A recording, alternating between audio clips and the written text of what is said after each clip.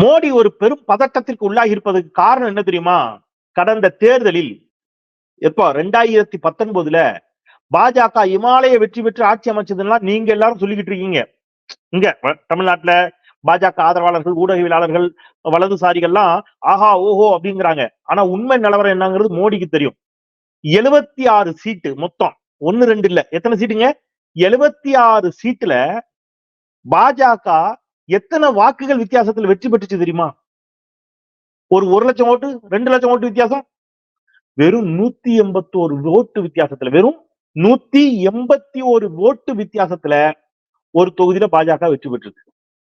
வெறும் 1000 ஓட்டு, 1400 ஓட்டு, 4000 ஓட்டு வித்தியாசத்தில் எல்லாம் பாஜக என்ன செய்திருக்கிறது? 2019 வென்றிருக்கிறது. இப்படி பாஜக வெற்றி பெற்ற தொகுதிகளினுடைய எண்ணிக்கை எவ்வளவு தெரியுமா? 76.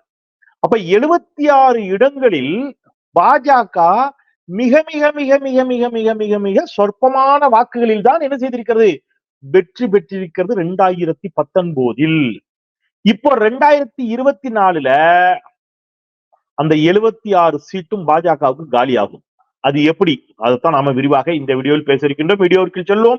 அனைவருக்கும் வணக்கம். இது தமிழ் கேள்வி. மீண்டும் உங்களை சந்திப்பதில் மிக்க மகிழ்ச்சி. நான் செந்தில் வேல் வீழ்ச்சி. நீங்க பாஜக மீண்டும் 400 சீட்டு வெல்லும், 350 சீட்டு வெல்லும் மற்றவங்க சொல்லலாம். ஆனால் மோடிக்கும் அமித்ஷாவுக்கும் கள நிலவரம் என்ன என்பது நன்றாகவே தெரியும்.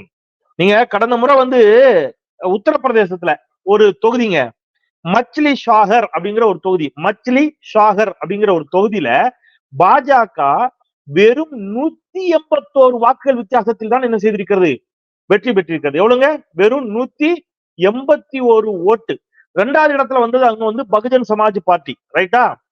இப்ப வெறும் 181 ஓட்டு அப்படின்னு சொன்னா, இம்முறை உத்தரப்பிரதேசத்துல காங்கிரசும் அகிலேஷும் கூட்டணி அமைத்து தேர்தலை சந்திக்கிறார்கள். அரவிந்த் கெஜ்ரிவாலும் அந்த கூட்டணியில் இருக்கிறார். இப்ப நீங்க கெஸ் பண்ணுங்க, இந்த தொகுதியினுடைய, மச்லி ஷாகர் தொகுதியினுடைய முடிவுகள் என்னவா இருக்கும் நீங்க யோசிங்க. ரைட்? இது வெறும் ஒரு சீட் இல்ல, இந்த மாதிரி 76 சீட் இருக்குது, ரைட்டா? நீங்க எல்லாமே 1000 சொச்சம் வாக்குகள் வித்தியாசத்தில் வெற்றி பெற்ற சீட்டுகள். மீரட், உத்தரப்பிரதேசத்தில் இந்த மீரட் தொகுதியில பாஜக வெறும் 4729 வாக்குகள் வித்தியாசத்தில் வெற்றி பெற்றிருக்கு. வெறும் 4700 ஓட்டு. ஒரு பார்லிமெண்ட்டுக்கு, சட்டமன்றத்துக்கு, உள்ளாட்சி தேர்தலுக்கு அல்ல, நாடாளுமன்ற தேர்தலுக்கே பாஜகவோட லட்சணம் இவ்வளவுதான். இதெல்லாம் யூபியில, பாஜகவினுடைய வலிமையான மாநிலம் என்று சொல்லக்கூடிய உத்தரப்பிரதேசத்திலிருந்து நான் பேசிக்கிட்டு இருக்கிறேன். நீங்க அதே மாதிரி குந்தி அப்படிங்கிற ஒரு தொகுதி, 1445 ஓட்டுங்க வித்தியாசம். வெறும் 1445 ஓட்டு. சாம்ராஜ் நகர் வெறும் 1817 வாக்குகள். சாம்ராஜ் நகர்ல இதெல்லாம் பாஜகவுடைய கோட்டையாக பாரதிய ஜனதா கட்சியினர் நம்ம கிட்ட சொல்லுவாங்க. பர்தாமன் துர்காபூர்ல வெறும் 2439 ஓட்டு. வெறும் 2439 ஓட்டு தான் வித்தியாசம். முசாஃபர் நகர் உங்களுக்கு தெரியும். முசாஃபர் நகர்னாலே அந்த கலவரம் நடந்துச்சு இல்லையா? முசாஃபர் நகர் கலவரம் உங்களுக்கு தெரியும். அவ்வளவு கலவரமெல்லாம் நடந்த அந்த இடத்திலேயே வெறும் 6526 வாக்குகள் தான் வித்தியாசம் பாஜக. இதுல பல இடங்கள்ல காங்கிரஸ் 2வது இடத்திற்கு வந்திருக்கிறது, பல இடங்கள்ல சமாஜ்வாதி பார்ட்டி, பல இடங்கள்ல பகுஜன் சமாஜ் கட்சி, ரைட்டா? இப்படி அங்க 2வது இடம் அப்படிங்கிறது காங்கிரஸா இருக்குது, சமாஜ்வாதி பார்ட்டியா இருக்கு, பகுஜன் சமாஜ் கட்சியாக இருக்கிறது கடந்த தேர்தல்ல. அப்போ வெறும் 6000 ஓட்டு. கான்கர் அப்படிங்கிற ஒரு தொகுதி வெறும் 6914 ஓட்டு. ரோஹ்டக் வெறும் 7503 ஓட்டு. சம்பல்பூர் வெறும் 9162 ஓட்டு. டாமன் டையூ வெறும் 9942 ஓட்டு. லடாக்ல வெறும் 10930 ஓட்டு. இப்படி எத்தனை சீட்டு? 1 2 10 76 சீட்டு. 76 இடங்கள்ல மிக சொற்ப வாக்குகள் வித்தியாசத்தில் தான் பாஜக என்ன செய்திருக்கிறது? வெற்றி பெற்றிருக்கிறது. இப்ப அங்க விஷயத்துக்கு வாங்க. இது கடந்த முறை அணிகள் தனித்தனியாக பிரிந்து நின்று போட்டியிட்ட காரணத்தினால் வந்த சிக்கல் வேண. இந்த முறை அதிலிருந்து பெற்ற பாடத்தினால் நீங்க ஒரு வலிமையான கூட்டணி உருவாகி இருக்கிறது, இந்தியா கூட்டணி. அதனாலதான் இவங்களுக்கு இந்தியா என்பதே கசக்கிறது. இப்ப சங்கிகள் வாயில இந்தியாங்கிற வார்த்தையை போறாது பாருங்க. இந்தி கூட்டணிம்பாங்க. எங்க இந்த ஊடகவாதங்கள் எல்லாம் வரக்கூடிய ஆகச்சிறந்த அறிவாளிகள் சங்கிகள் என்ன செய்வாங்கன்னா, இந்தி கூட்டணி. ஏன் இந்தியாங்கிறது வாயில வராதாடா? வராது. ஏன்னா இந்தியானே சொல்லக்கூடாது அவங்களுக்கு. ஆனா நம்மள தேசம் ரோஜமா. இப்ப இந்த இந்தியா கூட்டணியை கண்டு ஏன் இவர்கள் அச்சப்படுகிறார்கள் அப்படின்னு கேட்டீங்கன்னா, இதுதான் காரணம். இந்த 76 சீட்டும் பாஜகவுக்கு போயே போச்சு. இந்த முறை உறுதியா அகிலேஷ் காங்கிரஸ் கூட்டணி மட்டுமல்ல, அகிலேஷ் காங்கிரஸ் தேஜஸ்வி இந்த மூவருடைய அணி இருக்கு இல்லையா, யூபிலையும் பீகார்லயும் ஏற்படுத்தக்கூடிய தாக்கம் வந்து மிகப்பெரியது. அதை வந்து யார் ஒத்துக்கிறா தெரியுமா? பிரசாந்த் கிஷோர் ஒத்துக்கிறாரு. நீங்க கரண் தப்பாருக்கு பேட்டி கொடுத்ததை பற்றி நேற்று நான் ஒரு வீடியோ போட்டிருந்தேன். அந்த வீடியோல நீங்க பாத்தீங்கன்னா வயர்ல அவருக்கு கொடுத்திருப்பாரு பேட்டி. தி வயர்ல கரண் தப்பாருக்கு பிரசாந்த் கிஷோர் பேட்டி கொடுத்திருக்காரு. பிரசாந்த் கிஷோரே இதை ஒத்துக்கிறாரு. என்ன வர்றாருன்னா, பீகாரிலும் உத்தரப்பிரதேசத்திலும் பாஜகவிற்கு 25 சீட்டு குறையும். அவர் ஏதோ 25 சீட்டு குறையும்னு சொல்ற மாதிரி அப்படி அவர் வந்து நியாயமா நடந்துக்கிறாராம். 25 சீட்டு குறையும் அப்படின்னு. பாஸ் 76 சீட்டு பாஸ், 76 சீட்டு. நீங்க 25 சீட்டுங்கிறீங்க. இந்த 25 சீட் அங்க குறையும். அந்த 25 சீட்டை கர்நாடகா, தெலுங்கானா, தமிழ்நாடு, அஸ்ஸாம், வெஸ்ட் பெங்கால் போன்ற மாநிலங்களில் இருந்து பாஜக எடுத்துக்கொள்ளும் என்பது பிரசாந்த் கிஷோருடைய கருத்து. ஆனா 25 சீட் அல்ல பிரச்சனை, 76 சீட்டு பிரச்சனை. இப்ப இந்த 100 சொச்ச வாக்குகள் வெறும் 181 வாக்குகள் வித்தியாசத்துல ஒரு தொகுதியில பாஜக வெற்றி பெற்றிருக்கு இல்லையா, இங்கெல்லாம் என்ன நடந்திருக்குன்னு சந்தேகிக்கிறார்கள் என்று சொன்னால், நிச்சயமாக இங்கதான் வந்து அந்த இவிஎம் மிஷின் மீதான சந்தேகம், கள்ள ஓட்டு சந்தேகம், தேர்தல் ஆணையத்தினுடைய நடவடிக்கைகள் மீதான ஐயங்கள் எல்லாம் இங்கதான் அதிகரிக்கிறது. நீங்க ஒரு பார்லிமெண்ட் தொகுதிக்கே வெறும் 181 ஓட்டு வித்தியாசம்னா அங்க என்ன கேட்கிறோம்? விவிபேட்டை என்னங்கிறோம். 181 வாக்குகள் தாங்க வித்தியாசம். அப்ப விவிபேட்டை என்ன மறிக்கிறார்கள். ஏன்னா இந்த இப்ப ஐயநாதன் போன்றவர்கள் சொல்றாங்க பாருங்க, சில சொற்ப வாக்குகளை வந்து அப்படியே டிரான்ஸ்பர் பண்ணிடுவாங்க பாஜகங்கிறார் அவர். அதாவது சுயேட்சைகளுடைய வாக்குகள்ல 4வது இடம் 5வது இடம் வரக்கூடியவங்களுடைய வாக்குகள்ல இருந்து 50, 5, 10ன்னு அப்படியே டிரான்ஸ்பர் ஆகுங்க. அப்ப சொற்ப வாக்குகள் வித்தியாசத்தில் பாஜக வெற்றி பெறுவதற்கான சூட்சுமம் இதுதான் என்று ஐயநாதன் போன்றவர்கள் ஸ்ட்ராங்கா குற்றம் சாட்டுகிறார். அப்ப இந்த முறை அப்படி கடத்த மாட்டாங்களா அப்படின்னு கேட்டீங்கன்னா, அவங்க என்ன சொல்றாங்கன்னா, இந்த முறை கடத்தினாலும் பாஜக வெற்றி பெறாது. ஏன்னா நீங்க 500 ஓட்டு 1000 ஓட்டை கடத்தினா கூட இங்க பல 10,000 வாக்குகள் உங்களுக்கு எதிராக இந்த முறை எதிர்கட்சிகளுக்கு, தட் மீன்ஸ் இந்தியா கூட்டணிக்கு என்ன செய்யும், ஒன்னா வந்துரும். அப்ப நீங்க அவ்வளவு ஹியூஜ் வாக்குகள் அங்க டிரான்ஸ்பர் பண்றது சிரமம், கஷ்டம். எனவே நீங்க என்னதான் கோல்மால் பண்ணாலும் வெற்றி பெற முடியாது என்பது போன்ற வாதங்களை திரு ஐயநாதன் போன்றவர்கள் வைக்கிறார். இப்ப நம்மோட கேள்வி, பாஜக வந்து ஏதோ வந்து தனிப்பெரும் கட்சி, எதிர்ப்பதற்கு ஆளே இல்லாத கட்சி, நீங்க வந்து அவர்களை வீழ்த்தவே முடியாது என்பது போன்ற தோற்றத்தை இவ்வளவு நாள் ஏற்படுத்தினாங்க இல்லையா, அதுவே பொய் தானே. இப்போ நீங்க பெரும்பான்மைக்கு 272 சீட்டு தேவை. இப்ப 303 சீட்டு சொல்றாங்கல்ல, இந்த 303ல 76 சீட்டை கழிச்சிருங்க. நீங்க என்னாச்சு கொச்சா? நீங்க கிட்டத்தட்ட 225 சீட்டை வந்து நின்றுவாங்க. இதைத்தான் தமிழ் கேள்வி நான் தொடக்கத்திலேயே சொல்லிட்டு இருக்கேன். பாஜகவினுடைய பலம் என்பது 200, 220 சீட்டு. தனிப்பெரும் கட்சியாக ஒருவேளை பாஜக வரலாம், ஆனால் தனித்த பெரும்பான்மை பாஜகவுக்கு கிடைக்காது அப்படிங்கறத இன்னைக்கு நேரத்தில் 1.5-2 வருஷமா நான் சொல்லிட்டு இருக்கேன். அது எந்த அடிப்படையில்னா இந்த அடிப்படையில தான், வெறும் ஆதாரங்கள் இல்லாம நம்ம பேசல. இப்ப இந்த இடத்துல மோடிக்கு பதட்டம் இருக்கிறது. இப்போ இதெல்லாம் வந்து இங்க இருக்கக்கூடிய பாஜகவினருக்கு தெரியாது, ஊடகங்களை போய் விவாதிப்பவர்களுக்கு தெரியும், அல்லது தெரிஞ்சும் சிலர் மறைப்பார்கள். மறைச்சிட்டு வந்து மேலோட்டமா பொய்ய பூசுவாங்க. ஆனால் மோடிக்கும் அமித்ஷாவுக்கும் கள நிலவரம் என்னன்னு தெரியல. அந்த கள நிலவரம் தான், அந்த கள யதார்த்தம் தான் யார் அச்சத்தில் ஆழ்த்துகிறது, மோடியை அச்சத்தில் ஆழ்த்துகிறது. அதனாலதான் மோடி என்ன பேசுறாரு அப்படின்னு கேட்டீங்கன்னா, நீங்க வந்து என்ன, நீங்க வந்து மாமிசம் சாப்பிடுபவர்களுக்கு உங்கள் வாக்கா அப்படின்னு ஆரம்பிக்கிறார். நான் வெஜிடேரியன் பேசுறவங்களை நோக்கி குறி வைக்கிறார் ஒரு இடத்துல போய். ஏன்னா அங்க வெஜிடேரியன் சாப்பிடுறவங்க அதிகம். குஜராத்ல எருமை மாடு வளர்ப்பவர்கள் அதிகமா இருக்கக்கூடிய ஒரு தொகுதிக்கு போறாரு. அங்க போகும்போது உங்களிடம் 2 எருமை மாடுகள் இருந்தால் ஒரு எருமை மாட்டை காங்கிரஸ் பறித்து கொள்ளுங்கிறாரு. ரைட்டா? இந்துக்களும் முஸ்லிம்களும் கணிசமாக இருக்கக்கூடிய ஒரு பகுதியில இந்து முஸ்லிம் பிரச்சனையை தூண்டக்கூடிய விதத்துல இந்துக்களின் தாலியில் இருக்கக்கூடிய தங்கத்தை கூட பிடிங்கி முஸ்லிம்ஸ் கொடுத்துருவாங்க. இதெல்லாம் சொல்லியும் அவரால் என்ன செய்ய முடியல. ஒடிசால தமிழர்களுக்கும் ஒடிசா மக்களுக்கும் சண்டையில தோடுற மாதிரி பேசி பார்த்தாரு. இது எதுவுமே நடக்கல அப்படிங்கும் போது அவர் எங்க நகர்றாருன்னா, இனி கடவுளை நம்பி பயனில்லை, ராமரை நம்பி பயனில்லை, நாமே கடவுளின் அவதாரம் சொல்லுவோன்னுதான் என்ன சொல்றாரு. நான் வந்து அதுல ரொம்ப விவரமா சொன்னார், கவனிச்சிங்களா? தாய் இறந்த பிறகு, அவருடைய தாய் இறந்த பிறகு அவருக்கு அப்படி தோணுவான். தாய் உயிரோடு இருக்கிற வரைக்கும் தோணலைங்கிறாரு. ஏன் தெரியுமா? தாய் உயிரோடு இருக்கின்ற, அவருடைய தாயார் உயிரோடு இருக்கின்ற பொழுது அவர் இதை சொன்னார்னா அவங்க தாய் என்ன செய்வாங்க இல்லையா?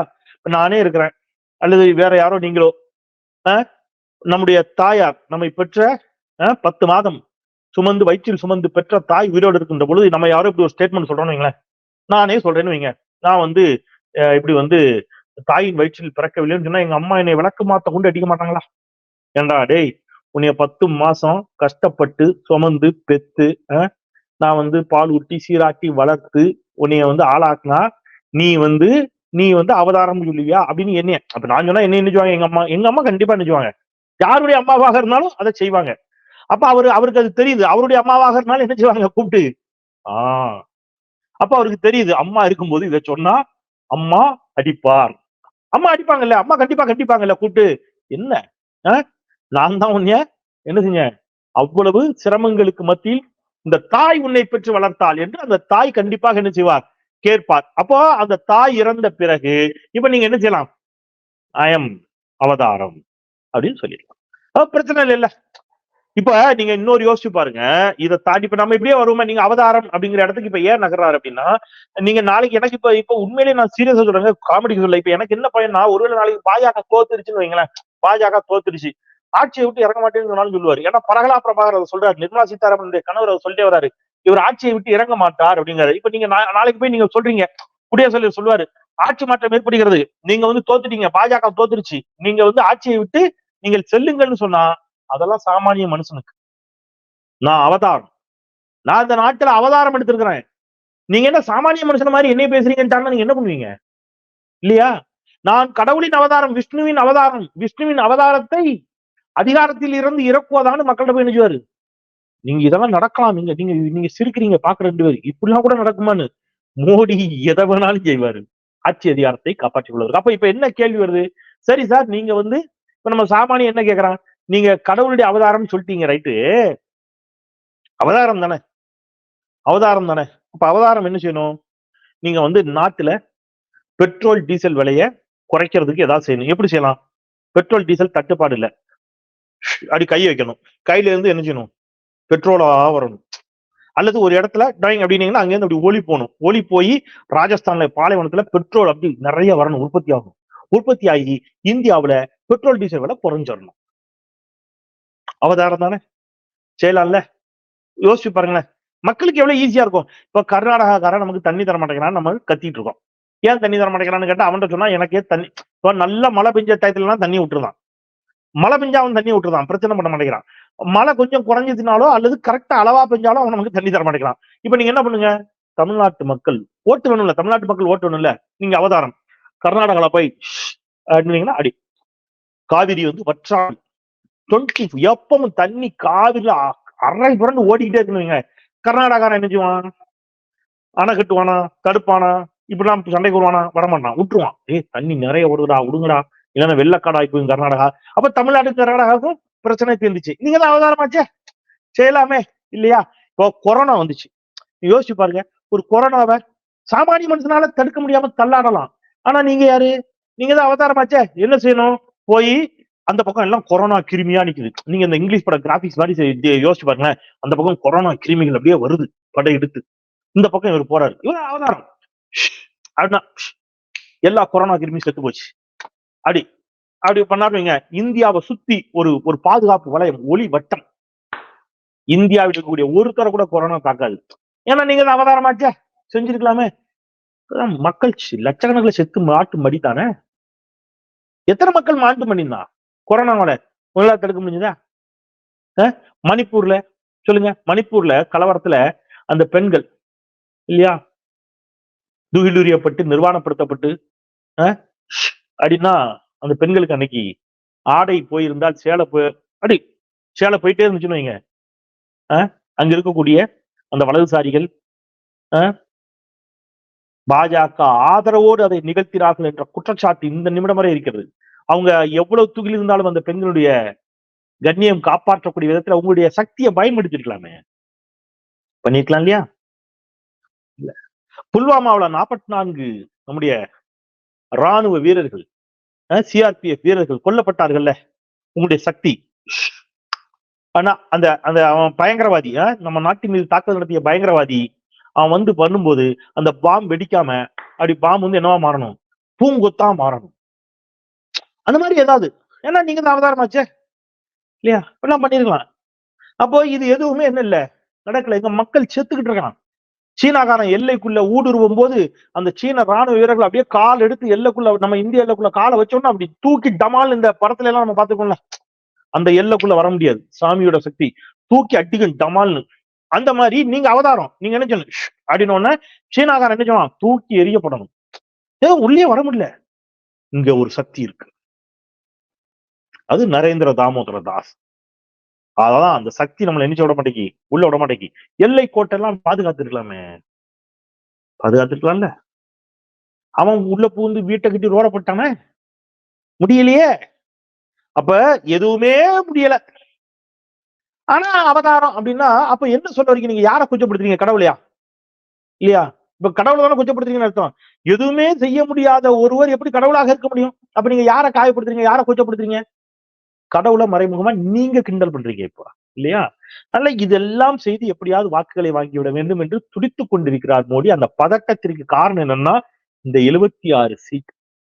இந்த 76 சீட்டுங்கிறது போன வாட்டியே 2019லயே, இந்த முறை இன்னும் இது அதிகரிக்கும். ஏன்னா ஆன்டி இன்கம்பன்சி, 10 ஆண்டுகளில் மோடி ஆட்சி மீது மக்களுக்கு வந்திருக்கக்கூடிய வெறுப்பு, கோபம், இது இன்னும் அதிகமாகுது.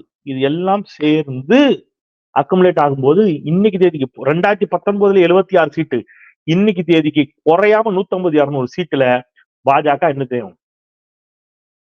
அப்ப நீங்க என்ன ஆவீங்க? இன்னும் அதிகமாக, ஏற்கனவே தோற்ற சீட்டு போக நான் சொல்றேன், ஏற்கனவே அவர்கள் தோல்வி அடைந்த சீட்டு போக மேலும் கூடுதலாக, அப்போ பாஜக டோட்டல் வாஷ் அவுட் ஆகும் அப்படின்னு சிலர் ஒரு கருத்தை சொல்றாங்க இல்லையா? அதற்கு வலு சேர்க்கக்கூடிய விதத்தில் இந்த தரவுகள் இருக்கின்றன. இந்த 76 இடங்களிலும், இதை தாண்டி இன்னும் பல இடங்களிலும் பாஜக இந்த முறை தோல்வியை தழுவும் என்ற நம்பிக்கையோடு, அப்படி நடக்கலைன்னா, அப்படின்னா ஒரு கேள்வி வருது, அப்படி நடக்கலைன்னா நான் உறுதியாக சொல்லுவேன், அது தேர்தல் நடத்தைகளில், தேர்தல் விதிமுறைகளில், இந்த வாக்கு முறைகளில் பாஜக செய்து கொண்டிருக்கக்கூடிய மோசடித்தனத்தின் விளைவாகத்தான் இருக்கும். ஒருவேளை அவர்கள் கொஞ்சம் வெற்றி பெற்றாலும் அது தேர்தல் ஆணையத்தின் மீதான நம்பகத்தன்மையை மிகப்பெரிய கேள்விக்குறியாக்கும். ஏன்னா மக்கள் அவ்வளவு கோபத்தில் இருக்காங்கிறத கண்கூடாக பார்க்கிறோம் என்பதை சொல்லி, தமிழ் கேள்வியை சப்ஸ்கிரைப் பண்ணி பாருங்க, உங்கள் ஆதரவை தாருங்கள் என்று அன்போடு கேட்டு விடைபெறுகின்றேன். குரலற்றவர்களின் குரலாய் நான் செந்தில். நன்றி.